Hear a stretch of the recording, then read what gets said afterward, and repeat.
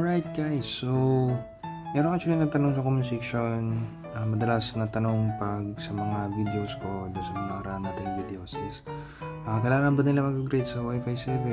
Ano ba mas maganda? Yung BE230 or technically sa ibang bansa it is BE3600 kasi yung category speed yung inano nila sa ibang bansa, and sa ibang bansa tulad ng US bago pa lang itong labasan nila, sa atin itong nauna yung BE230, and it is a budget router kasi sa US fully usable or fully utilized. Pasensya na sa background noise, may construction sa likod and wala tayong noise cancelling ngayon, pero yun nga, sa US fully utilized 1.6 GHz. Sa atin dito sa Pilipinas noong July lang last year 2024 na aprubahan yung paggamit ng 6 GHz, tapos hindi pa siya fully utilized, as in yung lower bands lang, hindi siya full blown na lahat ng 6 GHz. Iwan ko lang ngayon, hindi ko pa check yung update kung pati ngayon is okay na, nabuo na, pero kaya nga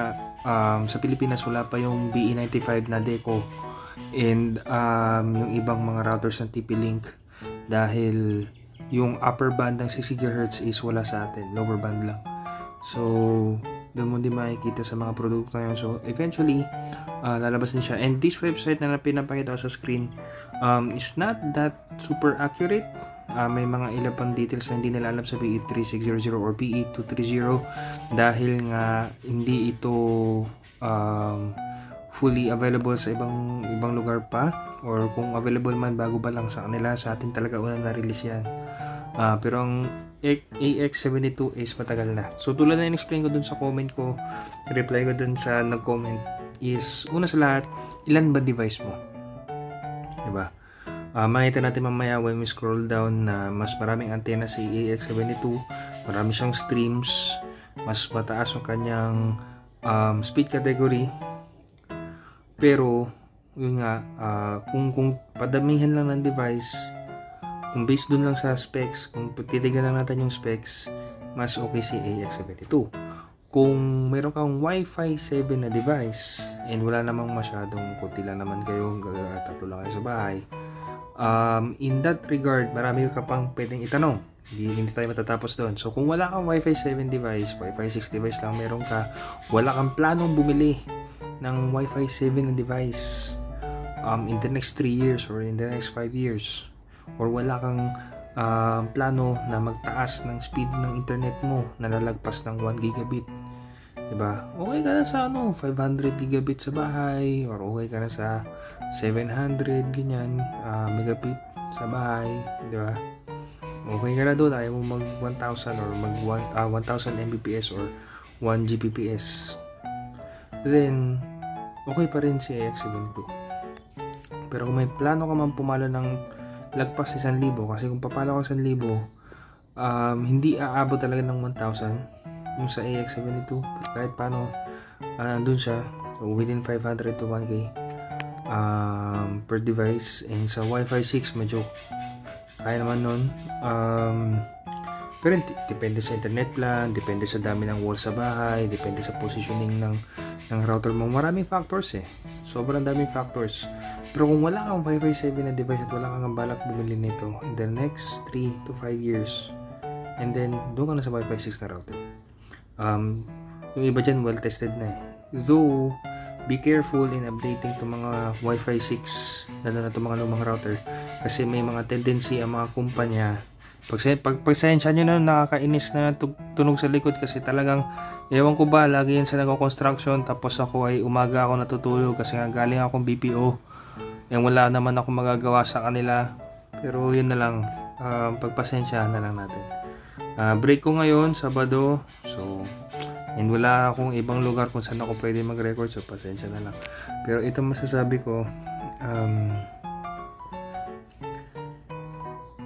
ang mga Wi-Fi 7 device ngayon, like yun na nga lang sa iPhone, may problem sa iPhone kasi may kailangan set sa gulong, ganyan, hindi niya ma-utilize Wi-Fi 7. So depende sa mga phones and depende sa mga device, hindi pa, kumbaga parang talagang bata pa, hindi pa hinog ang Wi-Fi 7, lalo ng mga devices, mga cellphone, mga routers, mga laptop, yan. Meron nga yung sinasabi lang AFC kasi ang 6 GHz mas maiksi range niya pero mas mabilis. Pero si AFC kasi sa mga piling mga routers, ma-update yan through firmware. Ano siya, papahabaan niya yung range ni Wi-Fi 6 mas Wi-Fi 5. Pero yung bilis mas mabilis pa rin. Mali ako, sorry. Papahabain ni AFC yung range ni 6 GHz na katulad kay 5 GHz. Pero ano siya, tawag na ganyan, mas mabilis pa rin sa 6 GHz. Kasi kung sa mga dual band like AX72 sa si BE230 or BE3600, ang kanilang pare sila dual band. So 5.0 sa 2.4. Kung gusto mo yung full speed ng internet plan mo, 5.0 ako connect. Kung gusto mo ng mas mahabang range at natagos ng pader, 2.4. Pero mababa lang yung speed capacity ni 2.4. If gusto mong mas beyond pa, mas mabilis talaga yun, 6 GHz. Pero mas maikli siya. Mas hindi siya natagos ng wall compared kay 5.0. Pero yun, you can only utilize it using Wi-Fi 7 devices. Okay, lahat ng features na meron sa Wi-Fi 7 na router, IPsec, MLO, at marami pang iba, you can only optimize or utilize it using a Wi-Fi 7 device, in which tulad ng sabi ko, hindi pa siya ganun kahinog. Ang problema kay AX72 sa mga Wi-Fi 6 na routers, depende sa company. Kung hindi ka careful, update ka lang na update ng firmware, hindi ka natingin bago ka mag-update. Hindi ko naman sinasadya nila, pero bagay minsan yung mga firmware updates, lalo na sa mga lumang device, lalo na pag meron silang bagong mga products. Ayaw kong isipin na sinasadya nila para mapabili ka ng bago, lalo na kung hindi ka techie. Pero parang ganun lang nga nangyayari, sadly. So eventually ma-phase out na rin tong mga Wi-Fi 6 siguro mga 2 years from now. Kung ang mga telcos dito sa ating bansa is mayroon ng mga ISP modem na Wi-Fi 7, I think ma-hype at napipilitan yung mga tao maglipat. Pero tulad ng problem ng Wi-Fi 6, kasi kung hindi, yun nga din ang ano doon, yes, okay, mas mabilis si Wi-Fi 7 kaysa Wi-Fi 6 kung may Wi-Fi 7 device ka. Totoo yun. Pero kung wala kang Wi-Fi 7 device, wala din. Kaya nga sabi ko, if may plano ka ba in the next 2 to 3 years. Pero anyway, sorry, dami ko na sinabi, no? Ang dada ko. So sige, i-move na natin ito. So kung titignan mo dito, which is natatawa ako, ang pinapalitan na ng panalo is yung BE3600. Pero kung titignan mo yung graph, mas mataas yung performance ng AX72, and may mga ibang factors siyang mas tinamaan. Pero kung check natin dito, yun nga, huwag mo muna pansinin yung Wi-Fi version, kasi walang point yan kung wala ka namang Wi-Fi 7 na device. Okay, kung may Wi-Fi 7 device ka, okay, goods. Pero kung wala kang Wi-Fi 7 device, wala yung point. Okay? Ngayon, tulad sabi ko, may Wi-Fi 7 device ka, yung IPsec, goods. Yung sa ibang features ng Wi-Fi 7, goods. Diba? Kung meron yung device na merong support ng Matter. Matter is parang connection ng mga appliances na pwede mo siyang kumbaga parang kung halimbawa lang, meron kang TV na merong Matter, meron kang CCTV na merong Matter, meron kang ref na merong Matter. Lahat ito makakonect mo at integrated sila sa isang app lang o sa isang hub.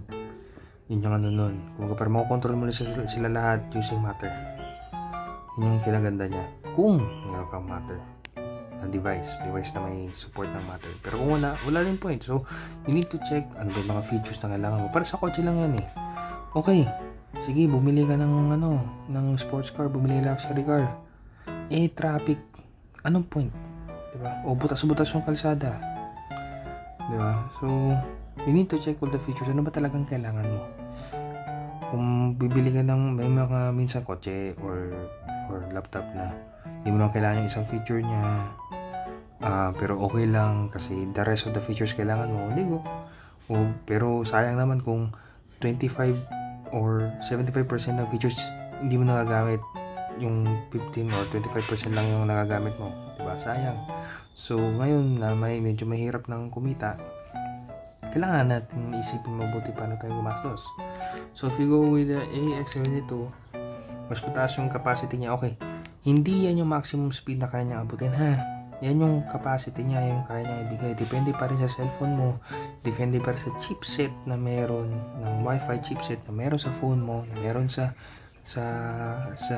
computer mo, tablet mo, kung ano pa man device yan, kung gaano kalakas yung kaya niyang sagapin.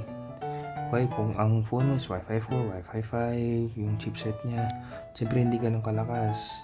Kahit pa paano medyo kaya niya, pero alam mo yun, maraming factors, sobrang daming factors. Huwag mong titignan lang yung numbers. Okay? Kasi, okay, ang maganda sa AX72, mas maraming pwedeng device na kumonek kasi mataas yung speed capacity niya. Pagkahati-hatiin niya. Pero depende pa rin sa internet plan mo. Kung 500 yan, tapos paghatiin mo ng ilang device, okay, sige, kayang patawirin. Pero hanggang sa point na makikita mong hindi na kayo lahat na naka 500 Mbps, yung iba sa inyo naka na lang, 300 na lang, 200 na, 100 na lang, ganyan. Depende, madaming factors na kailangan tignan. Iba pa rin nakakonekta diretso kable dun sa router. Yun naman, kung direkta connect sa router, mas lamang yung PE230 if yung internet mo supports lagpas 1 Gbps. Pero kung yung internet mo sa bahay 500 lang naman, wala kang planong pumalo ng 1,000, di ba? So maraming factors, sobrang daming factors. Mas maraming antena si AX72. Tapos tignan natin dito. Okay? LAN ports, parehas lang sila. Hindi ko nga lang alam kung ang alam ko sa BE230 is may isang 2.5, tapos the rest is 1 gigabit na. Samantalang si AX72 is lahat 1 gig. So yun nga, doon mo titignan. One port yan yung kinoconnect mo sa ISP modem para mag-release ang router mo ng wireless. So, tig-isa lang sila. 2.5 kay BE230, tapos kay AX72 is 1 gig. Pero tulad ng sabi ko, dahil nga isa lang yung 1, wala din palang point. Kasi kung isa lang yung 1, yun na yung pinaka-connection dun sa ISP modem. So, hindi mo rin pala may-utilize. So, wala din point. Wala din point. Ang magiging point lang nun, if lumagpas ang internet plan mo ng 1 gig, yun, maikakalat ng router yun. Pero yung i-connecta mo yung device mo via Ethernet cable dun sa router, walang point dahil pare-parehas 1 gig yun. Dahil nga ang one part mo, yung connected mismo dun sa ISP modem, is yung 2.5. So, okay. Guys, kung naguguluhan kayo, may mga magtanong na kayo sa comment section. I'll try to make it, pag nagko-comment ako, nagre-reply ako sa mga comments, I'll try to make it as understandable as possible. Pasensya na kung hindi pa ganun kaganda yung mga edit ng videos natin. Pasensya na kung hindi pa ganun kaayos na mas madaling maunawaan tulad ng mga ibang videos. But bear with me, I really want to help out. Kung mga nalalaman ko, gusto kong i-share. Diba? So hindi sila pwede mabasa. Hindi sila pwede sa outdoor, para silang may isang USB port, may iba bang mga details na wala. Tulad nga sabi ko, hindi ito pinaka-accurate na pwede mong tingnan. External antennas, mas maraming antenna si AX72. So yung blue AX72, yung BE230 is yung orange. Wi-Fi version, wag mo masyadong titignan yan kasi walang point yan kung wala kang Wi-Fi 7 na device. Para silang dual band. Speed capacity ito at hindi ito ang max speed. Ibig sabihin, mas maraming pwedeng kumonekta ang device lang dito sa AX72 nang hindi masyadong nagsasuffer yung speed. Okay? Yun lang yun. It's the capacity. It's the the combined speed kasi hatiin mo yan isa sa 2.4, isa sa 5.0 na band. And actually ang maiko-compare ko sa BE230 is yung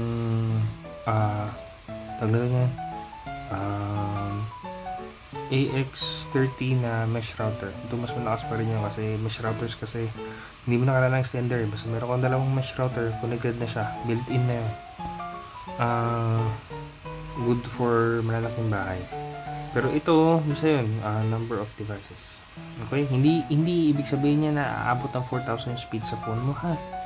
Kasi kung internet plan mo 500 lang. Pero kung meron ka, sabihin mo na lang ang internet plan mo, pag mag-upgrade ako sa 5 Gbps, ibig sabihin yan, kaya yan. No. Kasi yung port dun sa router is 1 gig lang. Okay?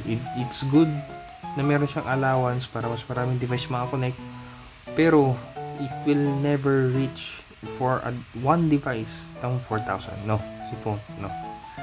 It's just yung kayang ilabas ng router. Okay? Not what your phone or laptop would receive. Connected via internet, via NAS, yung connection ng bawat isa yung transfer, yes, pero internet wise, no. Okay. Kasi maraming bottleneck yan. Una, yung device mo, yung chipset niya. Pangalawa, internet plan mo. Tapos router. And marami pa yan, pero pinadali ko na lang sa ganung paraan. Diba? External memory slot. So, pwede kang mag-connect ng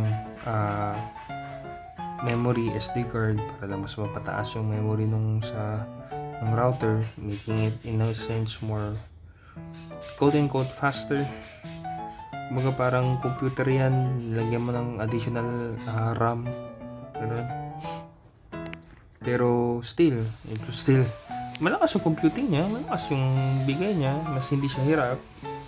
Pero at the end of the day, depende pa rin sa internet plan saka mga devices. DNS relay, may mga iba pang talagang mga parts na hindi pa alam, built-in network firewall, DOS protection o DDoS,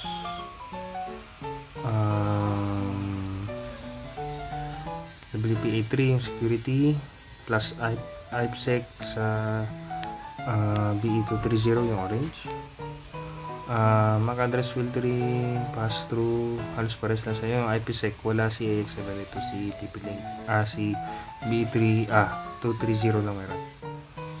Okay, well ito speed category yan, kaya BE3600, pero yung pangalan talaga ng router is BE230. Yun yung sa atin sa Pilipinas, but it's the same router. URL filter, meron din network service filtering, port filtering. So papansin mo halos parehas lang sila, may lamang lang siya doon sa ibang mga features ng parehas lang IPv6, beamforming, mesh wifi, diba? Matter, tuloy yung na-mention kanina, si 230 lang mayroon. Mumimo, ang Mumimo, hindi ko lang sure kung, ang alam ko dahil budget si BE230, ang Mumimo nila is halos parehas lang. Pero kung yung legit talagang high-end na Wi-Fi 7, it should be around, kung sa paper ng Wi-Fi 7 talaga 16x16, pero yung mga routers pa lang ngayon wala pang nakakaabot ng 16x16. Ang meron pa lang sa Mumimo na routers is 4x4. Mapa Wi-Fi 7 or Wi-Fi 6 for 4x4 lang talaga, 4 each band, 4 each band. That's fake. Kung quad band yung router, that's fake 16x16. That's just simply 4x4. Okay, wala pa talaga nakaka-reach na yung talagang legit na, kahit nga Wi-Fi 6 8x8 yan. Wala pang router na Wi-Fi 6 na legit na 8 per band, wala pa. 4 per band meron, 8 by band wala. Ganon din kay Wi-Fi 7, wala pa naka-reach ng 16 per band, 4 per band pa rin, same lang sila. Okay, VLAN tagging, WPS button, which is dangerous if gamitin mo siya sa public place dahil may mga loko-loko tulad dun sa tinabuhan ko resort before na marunong sila gumamit ng WPS, so they are taking advantage na nasa labas yung router, so ingat lang dyan, lalo kung public. Pero kung nasa private lang naman, wala naman masyadong may alam yan. Pero sa mga may maalam, basta bantayan nyo na lang yung router nyo, disable nyo yung WPS button, tapos takpan nyo na lang yung button kasi yun din yung button na pag na-click, mamamatay yung wifi. Off and on button siya ng wifi if naka-off yung WPS. Dedicated smartphone app, recent lang app, if hindi ako nakakamali, that's Tether. Wirelessly, QoS, quality of service, kung may gusto kang isang device na mas yun yung i-prioritize nung router. Ayan. Dynamic routing, siya mamimili kung pagsasamahin mo lang sa isang router, siya bahala mamili kung saan gusto. Time protocol, static. Okay. So, yun lang, nandun lang. So, if you have any questions, I'll answer what I know. I'll answer the best that I can. Pero, yeah, it's based on your use case, based on dami ng device, based on anong device meron ka, dami ng walls, mas makapal ba yung wall mo, mas manipis ba yung wall mo, concrete wall ba yan, may mga bakal ba, mayroon ba electronics, so on support. Maraming factors, kaibigan. So, if you have kaya nga yung iba, sige, contact nyo ko sa Facebook para matulungan ko kayo, magabayan ko kayo. So mayroon nang nag-contact sa atin yan. So yeah, it's the same name nung aking page. Though madalang ako magano kasi panggabi nga ako pumapasok, maga ako tulog. So basta mabasa ko lang, ma-replyan ko naman kayo. Same logo o same pictures nung dito sa Facebook, sa YouTube, sa Facebook ko, halatang antok na. So talagang wala na yung aking memory. Pero yun lang, hanggang doon lang. I'll try to, medyo mahaba na yung video, hindi ko na rin siguro ito malalagyan ng mga lettering, mga dialogues, and hindi ko na rin ito mahati. Sensya na. Medyo raw, sobrang raw lang muna yung mga videos natin ngayon dahil pagod tayo, nagpapagod chat pa. Well, syempre, sabi nga sa salita ni Lord, work as if working for Him. In other words, full excellence. Hindi lang dahil nagpapagod chat ka kasi baguhan ka pa lang sa work, pero even if matagal ka na sa work, bigay mo yung best mo. Hindi dahil para katuwang ka ng mga tao, pero dahil you are serving a God who is far greater and deserve more. Parang si Daniel, di ba? Parang si Joseph the Dreamer. They give their best.